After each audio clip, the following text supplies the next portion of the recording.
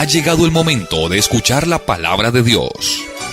Un potente mensaje extraído de las Sagradas Escrituras. En la voz del pastor Carlos Hoyos. Oiga, hermano Carlos, hoy empezamos taquilleros, sí. Taquillerísimos. Imagínese que le dice, Dios le bendiga, hermano Carlos, una pregunta. ¿Está bien que en la iglesia, me refiero en este caso al templo, se haga un devocional cuando se cumplen las 9 noches de muerto de alguien? Le agradezco porque esto a mí me parece muy mal, pero quiero escuchar su respuesta. Muchas gracias, bendiciones. Lucas 20:45, les invito para que lean. Dice así: y oyéndole todo el pueblo, dijo a sus discípulos: guardaos de los escribas que gustan de andar con ropas largas y aman las salutaciones en las plazas y las primeras sillas en las sinagogas y los primeros asientos en las cenas, que devoran las casas de las viudas y por pretexto hacen largas oraciones. Estos recibirán mayor condenación. Déjeme como ampliar un poquito el pensamiento. En la cultura hebrea, que llegaron a ser tan afectados a causa de la ausencia de la ley de Dios, pues si ustedes tienen en cuenta el Evangelio de Lucas, va a aparecer 400 años después de la última vez que Dios trató con el pueblo. En ese lapso de tiempo se escribió un libro que llama el libro de Eclesiástico. El libro de Eclesiástico es un libro apócrifo. En ese libro aparece precisamente las oraciones por los muertos. Y había hecho carrera en el pueblo hebreo en razón a que Dios no había vuelto a tratar con el pueblo. Ahora Jesús advierte al pueblo acerca de no tener dichas prácticas como rezos por los muertos. Porque al final, desde el punto de vista inspirado por Dios, pues los muertos nada saben, ni tienen más paga por su trabajo, su odio y su amor son puestos en el olvido. Él los dice serán humillados y los padres no lo sabrán, o enaltecidos y lo ignorarán. ¿Por qué? Porque en la muerte no hay memoria.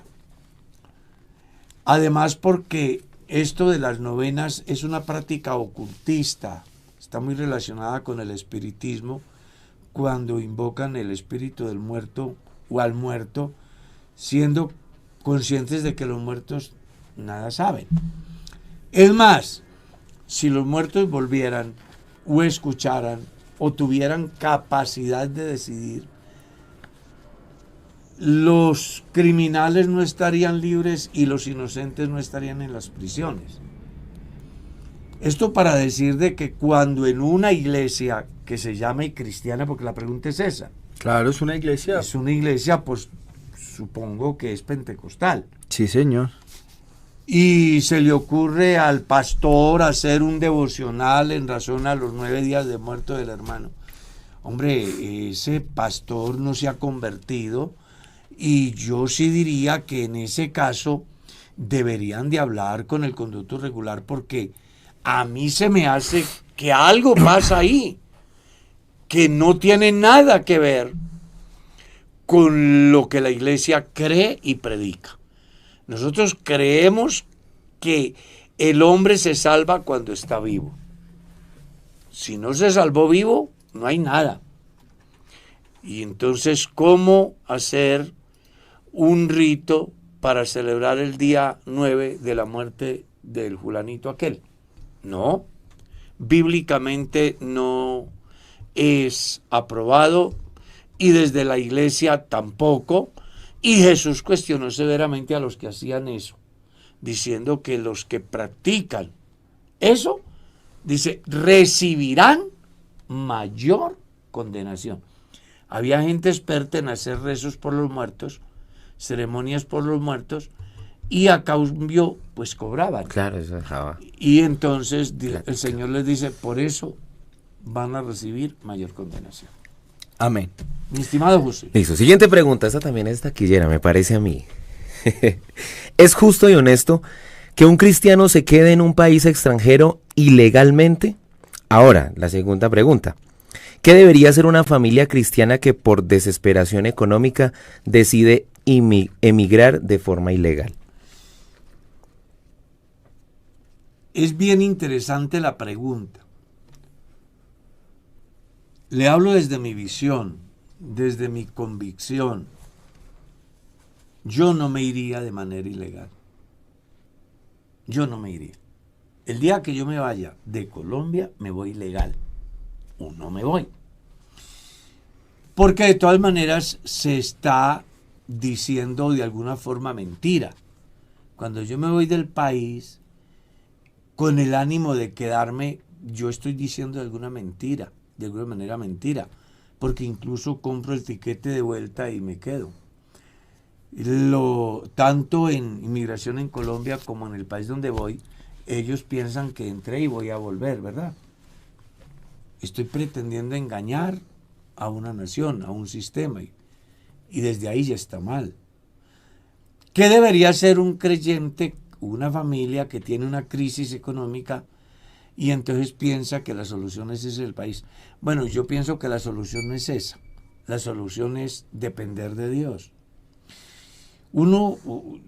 Pienso yo, y espero que quien tiene la inquietud y quienes de pronto se vean aludidos no vayan a incomodarse, porque no ese es el ánimo.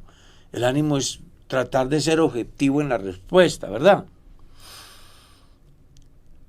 ¿Habrá un Dios más grande en España que en Colombia? ¿Más grande en Estados Unidos que en Colombia? Es la pregunta. Si Dios es mi pastor y me ha dicho que nada me faltará, ¿será que para proveerme tengo que irme del país? Es la pregunta. Es una pregunta. Porque lo que yo leo en la Biblia es: Jehová es mi pastor y nada me faltará. Y leo en la Biblia también que teniendo abrigo y sustento, contentémonos con esto, porque Él ha dicho: no te dejaré ni te desampararé. Es decir, si uno mira las cosas de una manera objetiva, no está bien, porque entre otras cosas, quienes están de ilegales en algún país son sujetos, en muchos casos, de persecución de la ley y de deportación, mostrando con ello que lo que han hecho no está bien. Y si eso lo mira así los estados, pues Dios enseña que tenemos que sujetarnos a las autoridades, respetar todas aquellas cosas que se dan en los estados. Como cristiano, por necesidad, yo creo que no hay necesidad, perdone la redundancia, de ir. Porque si algo hay en Colombia, es oportunidades. Si algo hay en Colombia, es comida. En la Plaza Mayor de Bogotá se pierden más de 50 toneladas de comida al día en abastos. Imagínese usted. Hay mucha gente que se van por el famoso sueño americano y terminan detenidos. Yo he visto cualquier cantidad de casos de personas que se han ido pensando es que en un mejor mañana y terminan un día sin mañana, sin familia y en la cárcel. Entonces yo sí creo que el cristiano debe poner cuidado en eso. Amén. Hermano, Gracias, pastor. Hermano Carlos, nos envían una pregunta desde lejanas tierras. Y la pregunta, yo voy a intentar resumirla porque fue un audio y nos dicen: si un pastor comienza a tener actos de insubordinación con sus superiores y de alguna manera se rebela contra las autoridades, termina de alguna manera como diciendo: me voy de esta organización y me voy a otra organización o monta o crea un nuevo lugar con un nuevo nombre, un nuevo rótulo, pero sigue bautizando en el nombre de Jesucristo, ¿tiene validez ese bautismo que esta persona sigue ejerciendo, por así decirlo? Yo respondería con otra pregunta. si me quitan esta mano y queda por fuera del cuerpo, ¿la vida del cuerpo estará en esa mano? La respuesta es no. Bueno, Jesús dijo, permaneced en mí y yo en vosotros, porque separados de mí, nada podéis hacer. Y déjeme argumentárselo desde la Biblia. Capítulo 16 de la carta a los Romanos. Os ruego, hermanos, que os, verso 17, que os fijéis en aquellos que causan divisiones en contra de la doctrina. ¿Y cuál es la doctrina de la iglesia? La unidad. Si usted lee Efesios capítulo 4, dice, solícitos en guardar la unidad del Espíritu. Es decir, pueden haber diferencias administrativas, pueden haber diferencias en el campo de la visión, pero no pueden llevarnos a hacer una división. Toda división es mala. Tito escribe en su carta y dice que al hermano que causa división después de una y otra amonestación, deséchalo, porque el tal peca y está condenado por su propio vicio. Más allá de que justifiquen, porque los que dividen el cuerpo de Cristo lo justifican con argumentos muy baratos, diciendo, es que yo predico lo mismo. Bueno, y si es lo mismo, ¿por qué se fue? Es que es la misma doctrina. Y si es la misma doctrina, ¿por qué tiene que montar una tolda aparte? Aquí las cosas, sé que esto pues genera controversia. Es más, por ahí hubo un video que se movió mucho de otra persona que se incomodó porque una pregunta muy similar a esta hicieron. Y yo de manera objetiva la respondí, porque esto no lo estoy haciendo ni con resentimiento ni sesgado, sino simplemente lo que la Biblia dice. Toda división es mala. Y si no le parece así, les recomiendo que lea Números capítulo 16 y se dará cuenta que habían unos señores que pensaban que lo que ellos hacían era lo mismo que hacía Moisés. Me refiero a la rebelión de Coré. Ellos dividieron el pueblo, diciendo, Dios no está solo con Moisés y Aarón, también está con nosotros. Y montaron tolda aparte. ¿Y qué pasó? Por primera vez la tierra se convierte en un ser con apetito, abrió la boca y se tragó a 250 príncipes. Y los que vieron tal escena salieron corriendo diciendo, huyamos, no nos trague también a nosotros. Entonces, no hay ni un argumento en la Biblia que justifique una división. No hay ni uno. Y si la persona se va con raíz de amargura, menos. Y si la persona se va porque fue destituida, menos. Entonces, ¿qué pasa con las personas que esa gente bautiza? No quedan bautizadas porque no tienen la investidura dada por Dios a través de la iglesia. Las personas que se bautizan en un movimiento fruto de una división, de una rebelión, fruto de un resentimiento porque le destituyeron y él piensa de que puede seguir siendo pastor, quien se ha bautizado en un sistema de eso, bíblicamente no queda bautizado, porque Dios tiene un orden. Dios tiene un orden.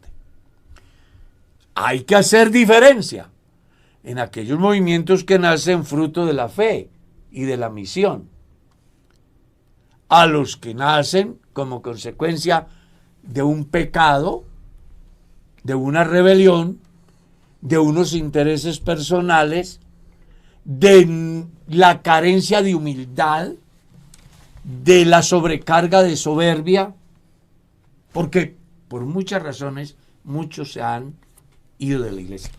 Pero hay algo que también debe de dar testimonio, y es que nunca prospera.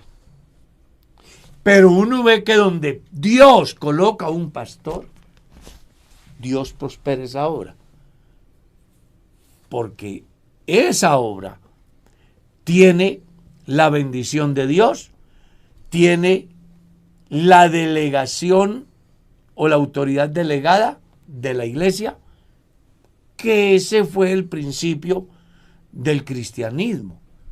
Los que eran enviados, pues usted recordará que hasta la iglesia ayunó para enviar a Pablo y a Bernabé a la hora de las misiones. No fue que ellos se fueron porque es que Pedro es muy adelantado y muy desordenado y muy problemático y a mí no me gusta cómo él administra la iglesia. No, ellos se fueron sujetos a un orden de autoridad. Y que Dios lo deja ver muy claro en el capítulo 4 de la carta a los Efesios. Léanse bien el capítulo 4 de la carta a los Efesios. Entonces a mí me pregunta, una persona que bautiza a un tipo que lo destituyen por adulterio y causa una división, ¿queda bautizado? No, no queda bautizado. No tiene ni la autoridad moral, ni la autoridad espiritual, ni la autoridad dada por Dios a través de la iglesia. He dicho. Amén. Hermano José. Listo, la siguiente pregunta. Dice así una de nuestras oyentes. Mi esposo y yo llevamos poco de haber recibido a Cristo como nuestro Salvador. Nuestras familias no son cristianas, somos los primeros respectivamente en cada familia. He querido compartirle mi fe a mis padres y demás familiares, pero mi esposo me impide compartir con ellos. No me deja celebrar los cumpleaños o cualquier actividad bajo la excusa de no contaminarnos. Pero yo considero que en estos espacios es donde podría darles testimonio. Desde que recibí al Señor, ellos, la familia de ella, me señalan de santurrona por no mezclarme. Y ha pasado todo lo contrario a lo que he querido. Debido a esa actitud me dicen que no quieren saber nada de Dios. Me siento triste por estar separada de mis padres, pero tampoco quiero contradecir a mi marido. ¿Qué debo hacer, Pastor Carlos? Muchas gracias. Deberían de pedir una asesoría pastoral. Ellos asisten a una iglesia. Deberían de hablar con el pastor. Pero si quieren saber lo que yo pienso, la Biblia dice: estas palabras que yo te mando hoy estarán delante de ti y no te apartarás de ellas ni a la derecha ni a la izquierda. Hay cristianos que se van tanto a la derecha que terminan siendo fundamentalistas, fanáticos. ¿Sí? Hay otros que se van tan a la izquierda que terminan siendo libertinos. Dios dice que hay que estar centrados. ¿Y cómo logro yo entender que estoy bien ubicado? Cuando hago uso de lo que la Biblia dice. Entonces, Dios no nos llama a marginar a las personas porque no crean como yo. Hay un caso en la carta del apóstol Pablo que me parece muy interesante. Él dice: no os juntéis con los fornicarios. Y luego dice: no absolutamente con todos, porque tendrías que salir del mundo, sino más bien con los presuntos cristianos que, llamándose en cristianos, viven en fornicación. Dice: con ellos ni aun comáis, porque hay un mundo que está perdido y tenemos que ganar. Pablo en la carta a los Corintios dice que él se hizo de todo para ver cómo ganaba a todos. Entonces, cuando estuvo con los judíos, si le tocó quedarse en el templo el día sábado para poder predicarles el evangelio, lo hizo. Pero si iba donde los gentiles y ellos tenían una campaña al aire libre en determinado campo, como el que pasó en el, ¿cómo es que llama eso? El mausoleo, es que se llama mausoleo, donde estaban pues todos los nombres de los dioses. Hombre, allá también estuvo Pablo para aprovechar la coyuntura. Yo, como pastor, les voy a contar una anécdota de la vida real. Fui a hacer un devocional porque un hermano de la iglesia ha partido.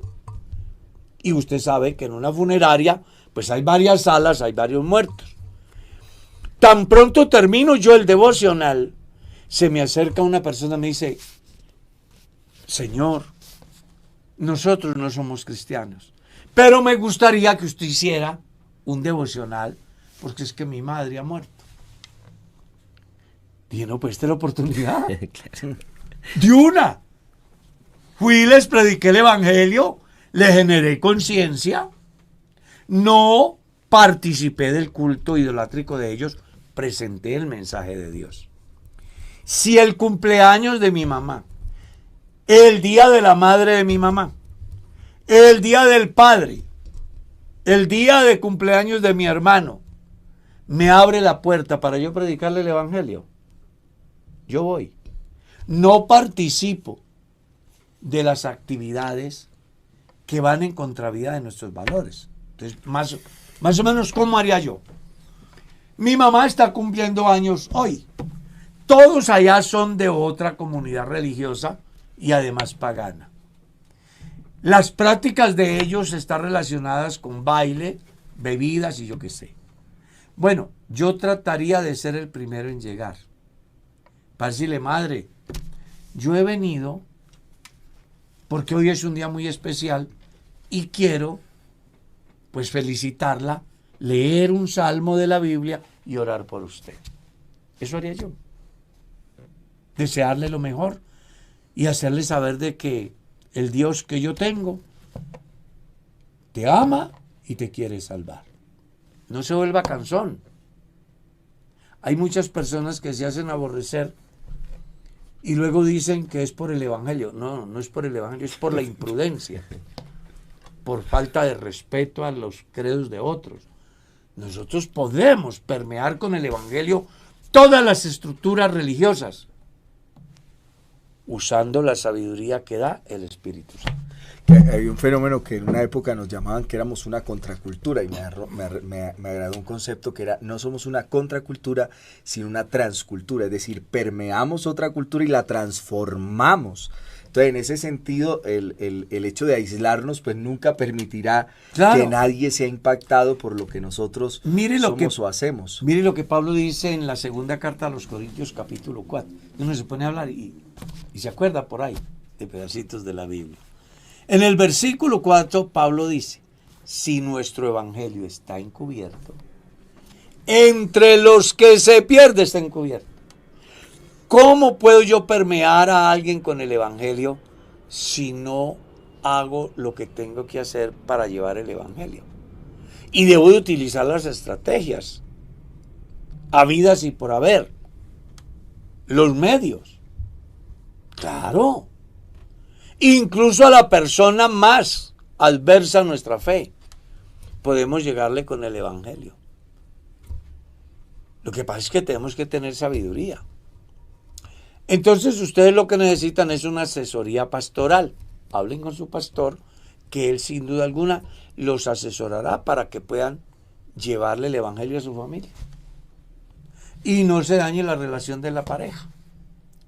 Porque yo sé que el pastor orientará al hombre o a la mujer o a los dos para que se conviertan en misioneros para su familia.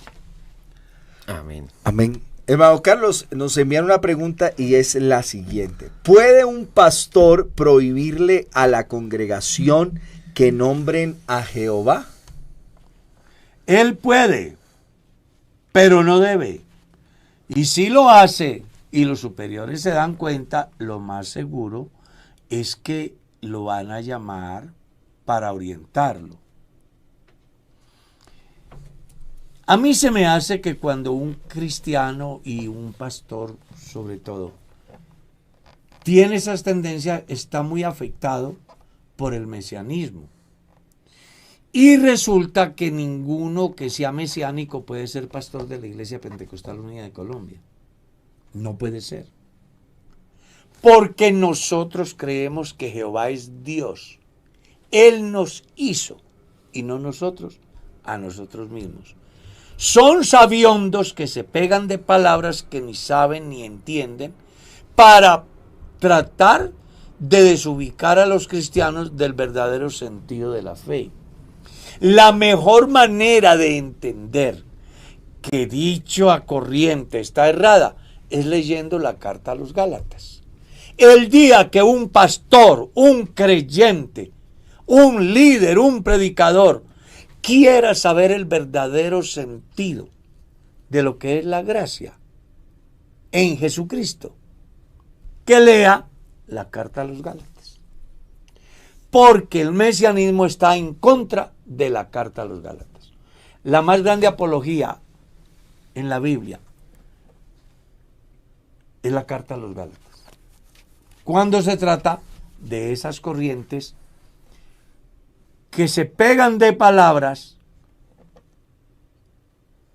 y no entienden que los nombres, dependiendo de cada país, cambian. Si dicen mi nombre en inglés, es Charles, pero yo soy Carlos. Ya. Pero hay gente tan tonta que porque cambian el nombre de un lugar a otro, entonces ya el Dios de aquí no es el de allá. No. Yo tengo aproximadamente unas 30, creo, 40 ediciones de la Biblia. Y en unas leo no la palabra Dios, sino el Señor. Y en otras leo no la palabra Señor, sino Adonai. Y en otras leo no la palabra Adonai, sino Yahvé. Y en otras leo no la palabra Yahvé, sino Jehová. Y en otras leo la palabra no Jehová, sino Dios. Pero yo sé que es dependiendo del idioma de donde viene la palabra. Entonces yo no sé cómo será el nombre de Carlos en China. No sé. Porque todavía no aprendemos mandarín, Sí. ¿no? Por ejemplo. Entonces no. A mí sí se me hace que un pastor que no esté dispuesto a aceptar que Jehová es Dios, no debe de ser pastor de la iglesia. Sí. Hermano Carlos. Y lo digo asumiendo la responsabilidad. En el sentido de que si a mí mis superiores me llegaban a llamar, yo no tenía problema en decirlo. Porque yo creo en la palabra de Dios como está. Aparecerán otros que dirán, no, que eso no estaba allá, que eso. ¿Y cómo me puede asegurar él que lo que él está diciendo sí es? Yo me rijo por lo que está escrito y tengo buena conciencia. Y la veracidad de la palabra ha obrado en mi vida de tal manera de que veo resultados transformadores. No puede ser que ahora resulte que el que me ha cambiado a mí resulte que no es el Dios, porque a otro se le ocurrió cambiarle el nombre porque quiere ser hebreo cuando es de Tuta, Boyacá, Su Merced. No, así no funcionan las cosas con Dios. No le ofrezca al hermano Carlos avena cubana porque él le va a decir que Ah, no es no. cubana, que es de Tuta, Boyacá. Pero lo que iba a decir, hermano Carlos, que me parece que es que a veces la gente, bueno, profesando ser sabios se hicieron necios, Claro. pero que también de otro lado es porque de alguna manera no hemos logrado comprender el valor que tiene esto del nombre y de la revelación progresiva de nuestro Dios. Y de que a veces el querer darnos las de sapientes, pues hace que confundamos más a la gente y casi que entremos en contradicción con lo que la misma palabra de Dios Que entre en afirma. contradicción. Y yo creo, y no es un hecho menor, ¿no? Yo creo que es Gravísimo. bastante grave el Grave. hecho de que alguien que pues ejerza o como pastor tenga este tipo de Yo espero de que no sea pastor comportamientos. de la iglesia. Eso le puede pasar a cualquiera, menos a un pastor de la Iglesia Pentecostal Unida de Colombia. Puede ser un predicador de pronto. No, pero la pregunta es explícita. Sí. Dice que es un pastor el que prohíbe que en la iglesia Imagínate. se nombre a Jehová. Entonces, que le arranque el Antiguo Testamento a la Biblia. Esos son los extremos que no tienen sentido. Sigamos. Sigamos, José. Bueno, esta pregunta también, la respuesta que usted nos dio hace un momento, creo que le pudo haber servido a este oyente, sin embargo la voy a leer. Mi padre está todo el tiempo libre en la iglesia, sirviendo. Él sale a evangelizar y es muy querido en la iglesia. Pero lo que respecta a mí y mi madre, no nos dedica tiempo de calidad. Nos ha abandonado. Cuando le reclamamos, cita la Biblia diciendo: Jesús vino para poner discordia entre los padres y los hijos por causa de su nombre. Nos dice que primero es Jesús y lo demás no tiene la misma importancia. Yo considero que Dios es justo y que un buen cristiano debería ser buen padre. ¿Estoy equivocado o mi padre está equivocado? ¿Qué puedo hacer para refutarlo o él tiene razón y por qué? Lo primero es que no hay que contender al respecto.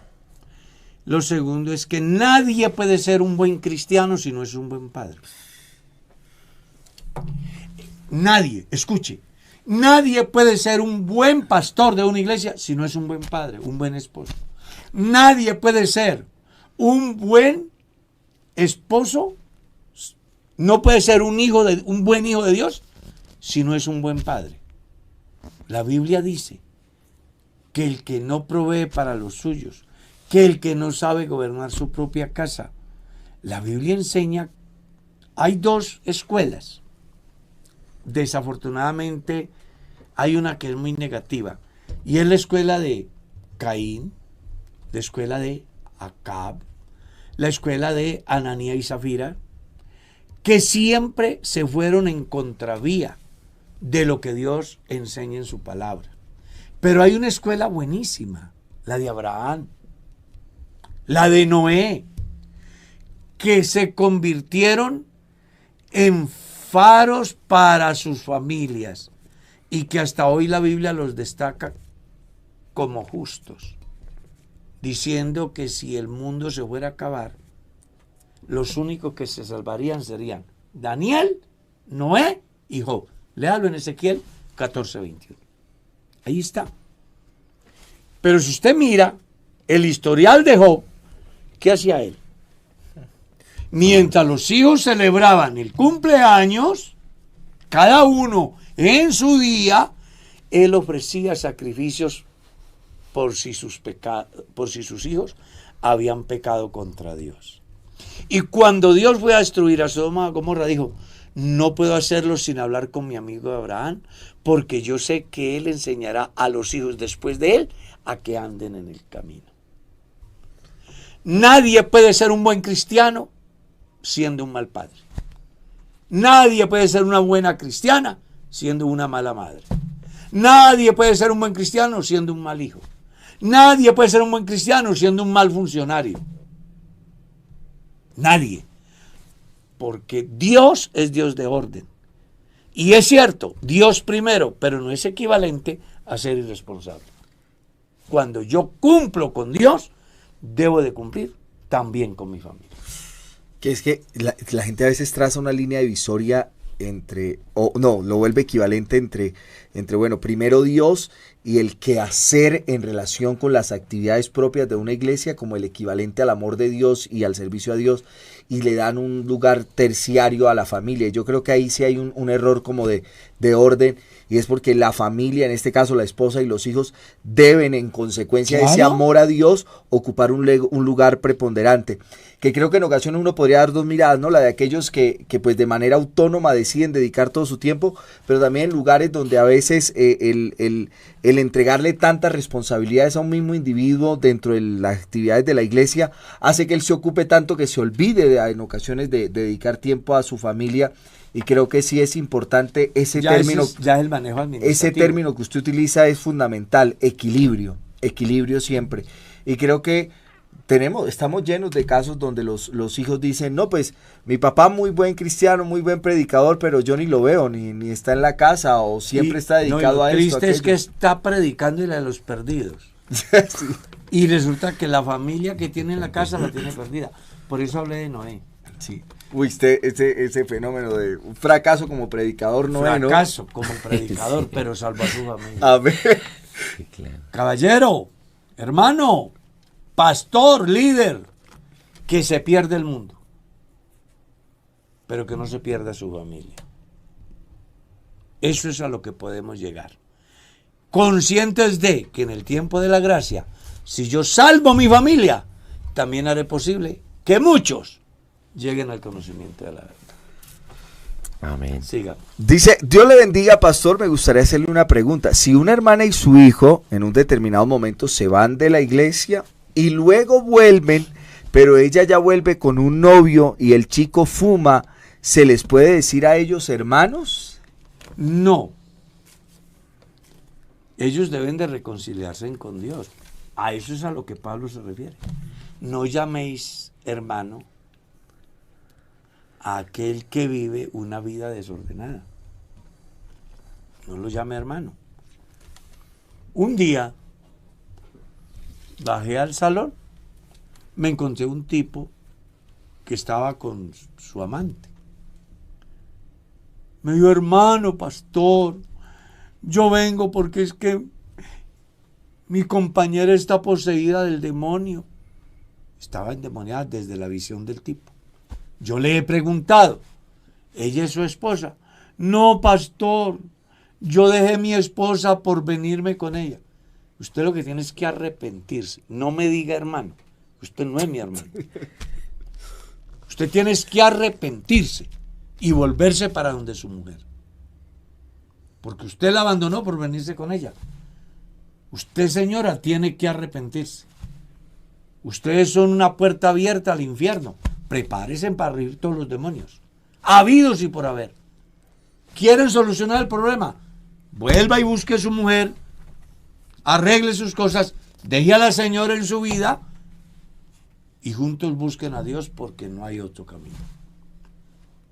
Lo que pasa es que nosotros a veces queremos ser mejores que Dios. Dios dice que no, y nosotros decimos, no, pero qué pobrecito. No, a estas personas vamos a tratarlas bien, vamos a respetarlas, vamos a apoyarles, pero eso no es equivalente a que sea mi hermano. Porque ¿cuál es mi hermano? ¿Será que no han leído la enseñanza de Jesús? Señor, tu madre y tus hermanos te buscan, están acá y quieren verte. ¿Quién es mi madre? ¿Quiénes son mis hermanos? Mi madre y mis hermanos son los que hacen la voluntad de mi Padre. Un hombre borracho, una mujer que vive una vida desordenada, ¿estarán haciendo la voluntad de Dios? ¿Qué les diría Jesús si se acercaran a decirle, hermano? Es la pregunta. Sigamos. Bueno, esta pregunta me pareció graciosa, pero me parece que es una pregunta buena. Dice, todas pastor, son buenas aquí. Pastor, yo quiero ser millonario, pero me siento como una mosca en leche en la iglesia. Porque constantemente los pentecostales romantizan la pobreza y pareciera que ser acomodado fuera un pecado mordazo. ¿Qué consejo me daría, Pastor Carlos? Muchas gracias. El que dijo Jesús, buscad primero el reino de Dios y su justicia, y lo demás vendrá por añadidura. No es delito que un cristiano tenga dinero. La Biblia dice que Abraham era riquísimo, Isaac, Jacob, Job, David, Salomón. El problema no es ser millonario, el problema es poner la mira en los millones en vez de ponerla en Dios. Entonces lo que la Biblia enseña es, puesto los ojos en Jesús.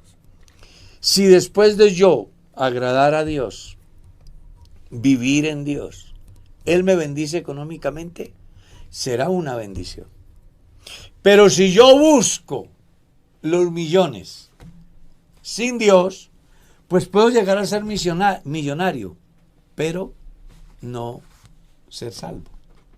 El joven rico encontró un obstáculo, y es que cuando se le dijo que valía más renunciar a todo y seguir a Jesús, dice, se fue triste, porque era muy rico. Entonces el problema aquí es, ¿dónde tengo puesta la mirada? ¿En la riqueza o en Jesús? Jesús mismo dijo, no podéis servir a dos señores, porque amará al uno y menospreciará al otro. No puede servir a Dios y a las riquezas. Aclararle a la personita de que en la iglesia no se romantiza. En la iglesia se dice lo que la Biblia dice. ¿Y qué es lo que la Biblia dice? Que ¿qué aprovechará el hombre si ganare todo el mundo y perdiera el alma? Diga si usted quiere decir algo. Es que sí, yo sí estoy, digamos que el concepto sí, a mí me suena a veces hasta molesto, el de que romantizamos la pobreza. Aquí nunca hemos romantizado, o por ejemplo yo nunca lo he hecho, aunque sí he intentado a través de la predicación de la palabra que podamos entender cuál es el núcleo del evangelio, o sea, cuál es el objetivo de Dios con nuestra vida. porque nuestra incapacidad de ver lo que Dios quiere para con nosotros nos hace acrecentar un deseo por la satisfacción de nuestros anhelos personales. Y Jesús no es el patrocinador de tus sueños, te equivocas. Jesús es el destructor de tus sueños, porque Él quiere que en tu vida se cumplan los de Él, no los tuyos. Niégate a ti mismo, toma su cruz y síguele. Jehová cumplirá su propósito. Pero entonces nosotros a veces, no es que queramos romantizarlo, lo que pasa es que la gente a veces no ha entendido ni siquiera cuál es el objetivo o cuál fue exactamente el objetivo de la obra de Cristo en el Calvario. No fue que te volvieras rico, no fue que te adquirieras las mayores posesiones del mundo. Y yo sí estoy seguro, absolutamente seguro de algo.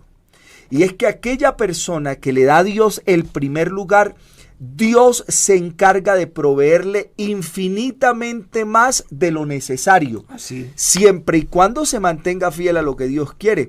Ahora, nuestro problema radica, uno, en los medios a través de los cuales nos volvemos millonarios. Que aún en nuestras congregaciones están llenas de historias tristes de hermanos que vendieron hasta sus casas por querer recibir el 100, el 150%. O sea, ya ahí per se estás equivocado, porque eso no tiene sustento ni sustrato bíblico. De otro lado, que en consecuencia de obtener el dinero, ¿cuál es el objetivo que tú buscas a través de hacerte millonario? Entonces nosotros empezamos a ubicar a Dios en un lugar secundario y la satisfacción de nuestros deseos, de nuestros anhelos, del alcance de objetivos, pues nos terminan por alejar de Dios, porque ese nunca ha sido el objetivo de Dios para tu vida.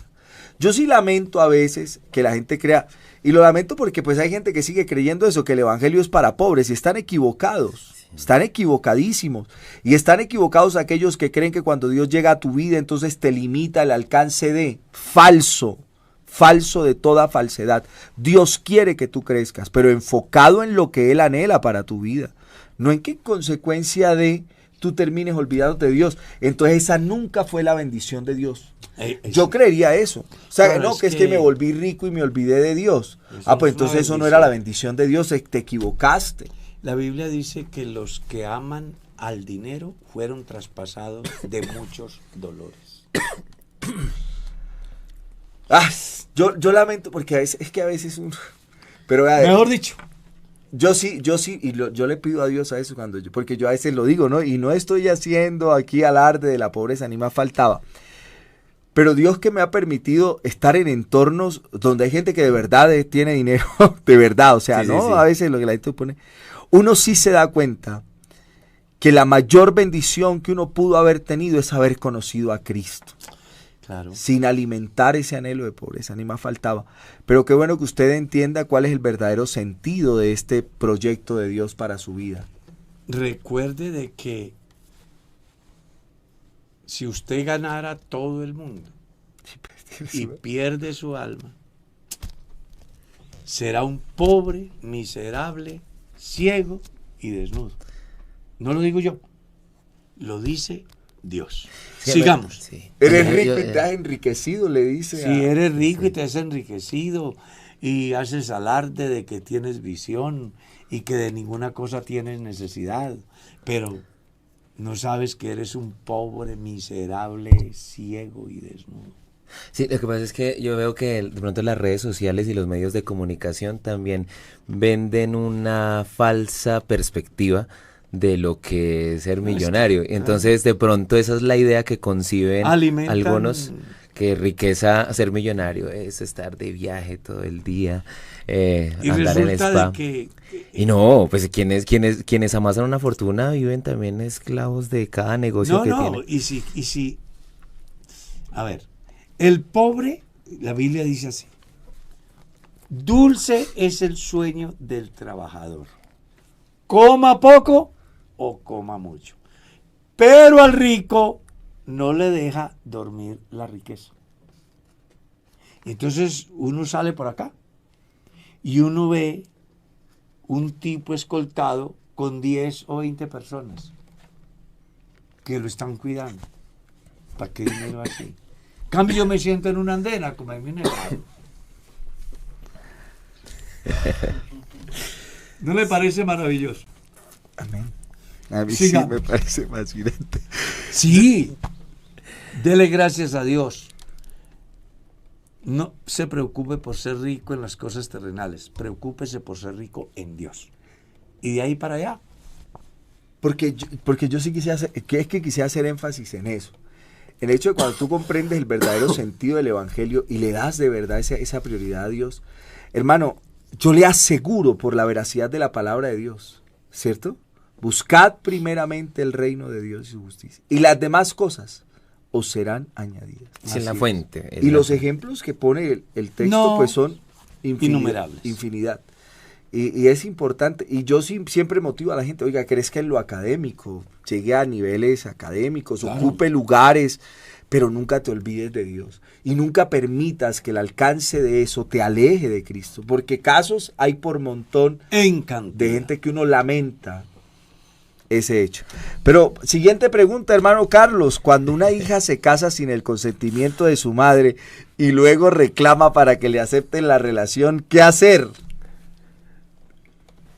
En la vida hay derechos y hay deberes. Le quiero contar anécdotas. Y lo va a tomar como muy personal, ¿no? Casos de la vida real. Casos de la vida real. Los creyentes difícilmente tienen en cuenta al pastor para tomar una decisión. ¿Se acuerdan del pastor cuando la decisión que tomaron les trae consecuencias negativas? Sí, señor. Ahí sí se acuerdan del pastor. No es que me incomode, es mi trabajo y además me encanta hacerlo. Pero sería muy bueno que antes de meterse en el lío, preguntara la viabilidad. Si se puede o no se puede. Porque él puede tener una visión, pero Dios puede iluminar a su pastor para darle una orientación mejor. Y no después del fracaso tratar de recoger el agua donde ya no hay forma. Igual va a pasar en la familia. Yo siempre he dicho, si mi hijo es tan macho y tan grande y tan capaz para meterse en problemas, pues que no venga que yo se lo solucione. Que me pruebe esa machera. ¿Ves? El día que mi hijo a las 9 de la noche me dijo, entonces me voy de la casa. Yo le dije a Merceditas, empáquele la ropa. Mi hijo, venga, aquí tengo 100,000 pesos para que se vaya. ¿Ya? Usted es capaz, usted puede. Hágale pues, pruébeme que es capaz. Al final se quedó. Entonces, la gente, tenemos que enseñarle a nuestros hijos de que uno cosecha lo que siembra y que cuando yo tomo mis decisiones sin tener en cuenta a mis padres, yo debo de asumir la responsabilidad sin venir a afectar a mis padres, porque fui yo el que tomé la decisión. ¿Ah? Pero ¿cómo así que yo me embarco en una locura y enseguida vengo a que me ayuden a ver cómo saco la cabeza? Yo sé que los padres de familia estamos dispuestos a entregar todo por los hijos, pero los muchachos sí deberían de pensar antes de dar un paso. Yo lo he dicho más de una vez. Yo debo de pensar antes de y hacer un análisis. ¿Qué gano si doy el paso? ¿Y qué pierdo si no lo doy? ¿Está claro? La falta de razonar en las personas, los hijos, los creyentes, los adultos, es la que nos ha llevado a callejones sin salida. Pero si nosotros pensamos y medimos consecuencia, no tendríamos luego que estar, mamá, es que estoy embarazada y no tengo porque el muchacho no sabe hacer nada. ¿Ves? Y se lo digo porque a la iglesia me dio mucho dolor una niña de 14 años, un chino de 16 años, vienen con un niño diciéndome, pastor, ¿será que me regala para la leche? ¿Para el pañal? Venga. ¿Y por qué antes de embarcarse no preguntaron si había que comprar pañales o leche? Entonces la gente, si se mete en una vaca loca, bueno, pues que asuman la responsabilidad. Yo como padre debo de instruir al hijo, debo de enseñar a los hijos, debo de formarlos para la vida, en Dios, en lo laboral y en las relaciones interpersonales. Yo debo formar, pero cuando ellos toman sus decisiones, que paguen su precio. Sigamos. Consecuencias. Bueno, acá hay otra pregunta. Buenas noches, pastor. He visto sus videos y le entiendo muy bien todo lo que explica. Por eso le escribo para hacerle una pregunta. Hace poco me bauticé en la iglesia pentecostal, pero hay algo que no he entendido del todo. ¿El hablar en lenguas es la única señal de haber recibido el Espíritu Santo? Muchas gracias. Es un fenómeno que es muy generalizado y es desafortunado porque cuando uno dice lo que dice la Biblia, alguien piensa que uno está, yo qué sé, con una falsa doctrina.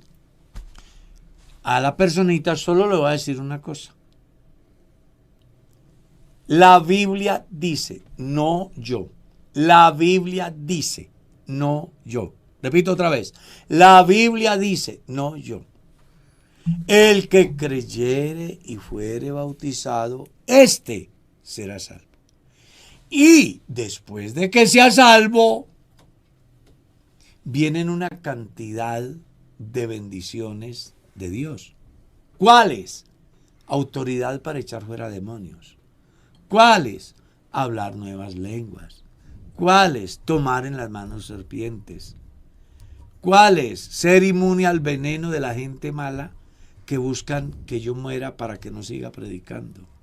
¿Cuáles más? Autoridad para sanar enfermos. Y a eso agréguele los dones del capítulo 12 de Romanos, los dones del capítulo 12 de la primera a los Corintios y los dones del capítulo 4, verso 11 de la carta a los Efesios. Y a eso agréguele la multiforme gracia de Dios, donde sus dones son incontables. Entonces, aquí lo que la gente debe de aprender a entender es que el Espíritu Santo le es dado a los que le obedecen y se recibe por fe. Y ya Juan escribe en su libro diciendo, o el mismo Jesús dice, el que cree en mí, como dice la Escritura. El que cree en mí, como dice la Escritura. Creo que las personas deberíamos de pensar no en la parte, sino en el todo. El problema es que los cristianos tomamos una parte para hacer un todo. Y se nos olvida que el Espíritu Santo, sí, puede una persona hablar en lenguas. De hecho, yo he hablado en lenguas más que muchos. Pero creo que hay otros dones que los cristianos no mencionan, pero que están vigentes y que también son la expresión del Espíritu Santo en la vida del creyente. Amén. Sigamos. Bueno, Carlito, vamos a cerrar hoy con una taquillera. Hermano Carlos, mi pregunta es la siguiente. ¿Es pecado que mi hija baile su vals en sus 15 años? Pues la pregunta sería, ¿soy cristiano? Más bien sería la pregunta.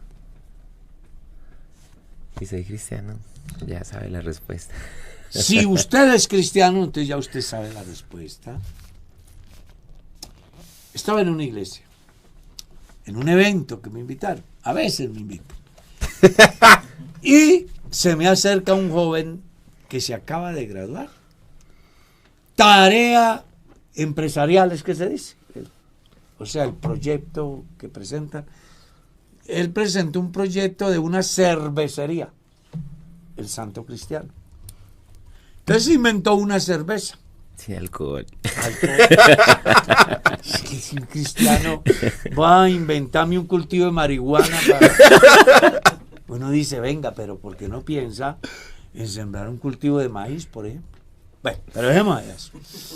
Me dice, pastor, yo me gradué. ¿Y cómo le parece que fue a través de este proyecto que hice? ¿Qué hiciste? No, pues que me inventé una cerveza. Mi pregunta es, ¿yo puedo tomarme la cerveza? Y claro, usted puede tomársela. Pero si es cristiano, ya tiene que pensar. Porque Salomón decía, alégrate, joven, en tu juventud, y tome placer tu corazón, y anda en la vista de tus ojos. ¿Ya? En los días de tu adolescencia. Pero sabe que de todas estas cosas te juzgará Dios. A mí me han preguntado, ¿puedo tener una novia inconversa? Sí. ¿Puedo bailar? Sí. ¿Puedo emborracharme? Sí. ¿Puedo hacer justicia por mi propia mano? Sí. Usted puede irse al infierno también. Eso es cosa suya. Si quiere. Lo que pasa es que hay que pensar qué es lo que dice Dios. Pero sabe que de todas estas cosas te juzgará Dios. No sé si el Señor viene la noche del baile de los 15 años, o del pasodoble porque me acabo de casar, o del carrataplán porque es diciembre, o de la ranchera porque es el carnaval de mi pueblo. Y en esas viene el Señor, si yo me podré ir. Solamente reflexionen ahí. Pero, que Carlos, lo que usted dice tiene muchísimo sentido, por varios aspectos, ¿no? Quien hace la pregunta es la mamá. Y a veces, ¿cuánto ceden los padres por satisfacer los deseos de los hijos? Y cómo abandona los principios de algo, lo que usted repercute siempre en sus enseñanzas sobre la familia. Pero yo quisiera alrededor de esto decir algo que a mí desde adolescente me llama mucho la atención, y es ese texto de Corintios donde dice, bueno, viene hablando algunos aspectos del hombre natural y del hombre que es del espíritu, y dice, pero nosotros tenemos la mente de Cristo. Yo a veces me pregunto, o sea, ¿qué tanta repercusión tiene en nuestra vida el ser conscientes de que nosotros pensamos como pensaría Cristo frente a distintas circunstancias, ¿sí?